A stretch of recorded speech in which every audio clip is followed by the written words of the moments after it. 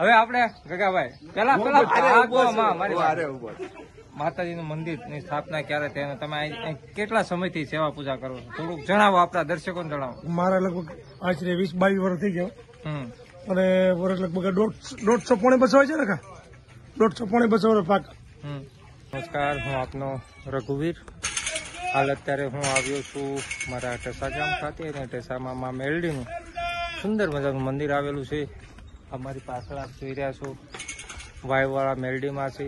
મેલડી માતા ઉપર મને પણ ખૂબ જ શ્રદ્ધા છે અને સાથે સાથે અમારી આખી જે સોસાયટી છે તમામ અમારું એક ગ્રુપ ચાલે છે, મંડળ ચાલે છે.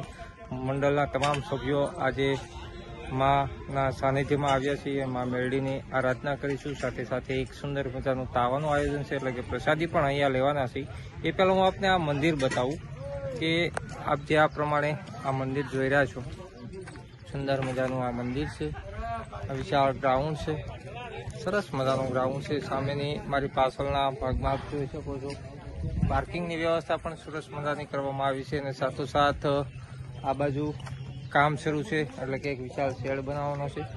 માતાજીના સાનિધ્યમાં, માના દરબારમાં ખૂબ જ પ્રગતિ થઈ રહી છે. જોકે જ્યાં માનો વાસ હોય ત્યાં પ્રગતિ 100% થતી જ હોય છે. આ બાજુ હું આપને બેઠક વ્યવસ્થા છે તે પણ બતાવવા જઈ રહ્યો છું. મારી પાછળ આપ જોઈ રહ્યા છો અહીંયા સુંદર મજાની બેઠક વ્યવસ્થા છે. તમામ લોકો અહીંયા આવતા હોય છે, મોટી સંખ્યામાં માતાજીના ભક્તો આવતા હોય છે અને માતાજીનો તાવો ખાસ તો અહીંયા સાપડી અને શાક અહીંયા મુખ્ય આજે પ્રસાદી છે. સરસ મજાનું વાતાવરણ છે અને તેમાં પણ હાલ વરસાદી માહોલ ધીરે ધીરે જામી રહ્યો છે. ત્યારે હું આપને આ સુંદર માના દર્શન કરાવું. આવું તો પેલા આપણે મા જગદંબા એટલે કે મા મેલડીના દર્શન કરીએ.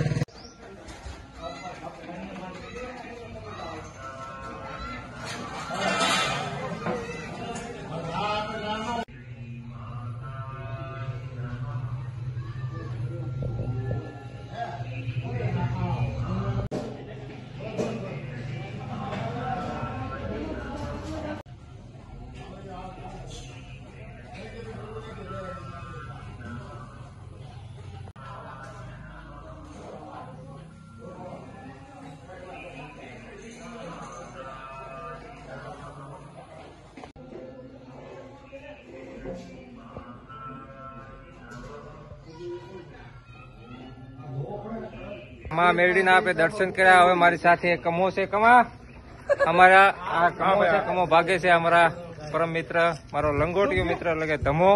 એ કમો અને ધમો ખાસ વાત કરવામાં, આ કમો અને ધમો બંનેની જોડી છે. સાથે હું છું ધમભાઈ. આપણે અત્યારે અહીંયા આવ્યા છીએ આ સુંદર મજાનું વાતાવરણ અને મા મેલડીના સાનિધ્યમાં આવ્યા છીએ. શું કહેવા માંગો છો? બસ મેલડી માની કૃપા છે અમારી ઉપર, એટલે આવું નવું બધું આયોજન કરતા રહીએ છીએ. અને અત્યારે અમારે તાવાનું આયોજન છે, તો મેલડી માતાજીનો તાવો થાય છે. આપણે કોણ કોણ છે આપણી સાથે? ખાસ તો અમારા એડીભાઈ અશોકભાઈ ડોડિયા એડી, ખૂબ મોટા ડ્રાઈવર પણ છે. સાથે સાથે સાપડી તળી રહ્યા છે. આ બધું પાવરાભાઈ છે. રાહુલ તો પાછા આમ આંકડા ચડાવે છે. રાહુલજી રાઠોડ. શું કેવા પાવરાભાઈ? મજા બધા કરવી છે. અમારા શેઠના દીકરાનો દીકરો અહીંયા આ બાજુ અમારા કાળુભાઈ, આપને બતાવું કાળુભાઈ ખૂબ મહેનત કરી રહ્યા છે. અમારી શેરીમાં કાંઈ પણ કામ હોય એટલે સૌથી વધારે જો કોઈ કામ કરતું હોય તો આ કાળુભાઈ ઉભા થાવ. સતત કામમાં વ્યસ્ત હોય છે. આપ જોઈ રહ્યા છો કાળુભાઈનું કામ ખૂબ જ સારું છે અને હર હંમેશ તે કામ જ કરી રહ્યા હોય છે. આ તરફ આપને હું બતાવું તો અહીંયા મંદિરના સાનિધ્યમાં એક કામ શરૂ છે. ગગજીભાઈ છે, અન્ય જે આ માતાજીના જે સેવકો છે તે પણ અહીંયા કામ કરી રહ્યા છે. આપ જોઈ રહ્યા છો અહીંયા એક વિશાળ શેડ બની રહ્યો છે અને કામ ચાલુ છે. બાળકો અત્યારે સોડા પી રહ્યા છે. તો આવી સરસ મજાની મારા ગામમાં મા જગદંબાની, મા મેલડીની જગ્યા આવેલી છે. સુંદર મજાનું મંદિર છે. આપ પણ અહીંયા આવજો, માતાજીના દર્શન કરજો અને ખૂબ જ ધન્યતા અનુભવશો.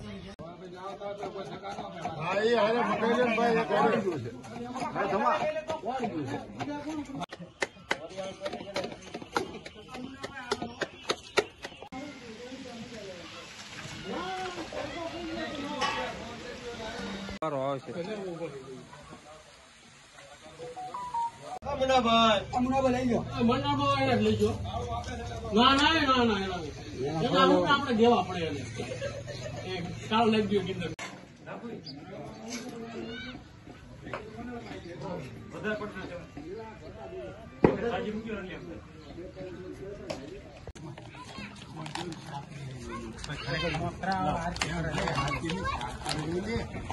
મૂકી દી